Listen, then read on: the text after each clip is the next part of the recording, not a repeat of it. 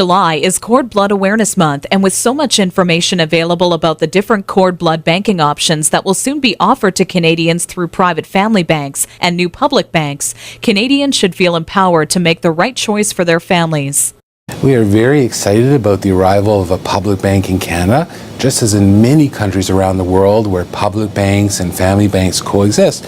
People will now have a choice between either donating their cord blood or keeping it for their family. It's very important to educate yourself about the differences between doing family banking and public banking. So how do you choose whether to go with a private family bank or hold out for a public one? There are really only a few key differences between the family and public banking process, but they're significant. Dr. Clifford Liebrack, founder and director of Create Cord Blood Bank, explains. About 50 to 75% of samples that are donated to a public bank may not actually be banked because they have a very, very strict criteria of which samples they will bank for their donators. It's also important to realize if you donate your cord blood to a public bank, you lose custodial rights to that sample, and the sample could be used for anyone around the world, whereas if you bank it in a family bank, you then retain the rights to the sample for use for your family in the future.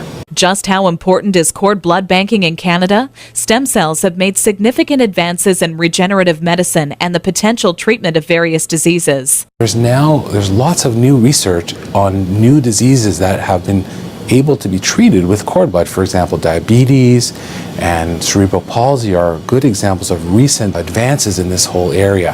And there's even a randomized trial on autism with cord blood banking.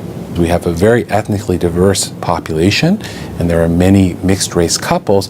Those people will have more difficulty often to find matches for their stem cell transplantation. Maya Smirlik is currently expecting her second child, and after reviewing her options, has chosen to bank her baby's cord blood with a family bank. I decided to bank cord blood as well as Peristem because I thought it was a really good investment in my family's future. I really hope never to have to use it, but if I do, it's there for me and my family.